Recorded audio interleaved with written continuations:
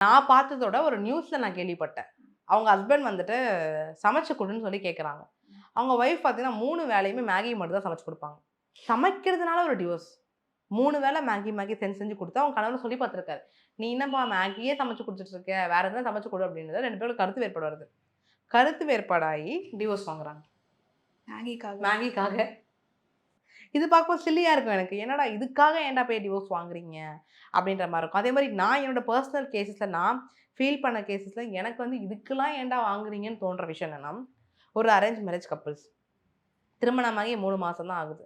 திருமணமாகி 3 மாசம் இருக்கணும்போது அவங்களுக்குள்ள ஒரு கருத்து வேறுபாடுன்றது கண்டிப்பா இருக்கும். ஒரு லவ் இருக்காது. ம். அது கொஞ்சம் வளர்றதுக்கான, டெவலப் ஆகுறதுக்கான விஷயங்கள் கொஞ்சம் அதிகரிக்கிறதுக்கு நாட்கள் ஆகும். இந்த அரேஞ்ச் மேரேஜ் என்ன நடக்குதுன்னா, பையன் வீட்டு சைட்ல பையன் வீடு அம்மா, அப்பாவும், பொண்ணு வீட்டு சைட்ல பொண்ணோட அம்மா, அப்பாவும் இன்வால்வ் ஆகுறாங்க. ஏன்னா மேரேஜே அவங்க தான் பண்ணி வைக்கிறாங்க. அப்ப என்ன ஆகுதுன்னா, ஒரு சின்ன கருத்து வேறுபாடு ஆகும்போது அந்த பொண்ணு போயிட்டு அந்த பொண்ணோட அம்மாகிட்ட சொல்றாங்க. ம். அம்மா இந்த மாரி என் மாமியார் பண்றாங்கம்மா, என் மாமனார் இப்படி பண்றாங்கம்மா, என் ஹஸ்பண்ட் இப்படி பண்றாங்க. உடனே பொண்ணோட அம்மா, "ஓ! உன்ன எவ்வளோ தூரம் கொடுமை பண்றாங்களா? நீ அங்க வாழணும்னு அவசியமே கிடையாது." இப்ப இருக்க திருமண வாழ்க்கையில பாதி வாழ்க்கை நாசமா போறதுக்கு காரணம் யார் தெரியுமாங்க? பெண்களோட அம்மா தாங்க.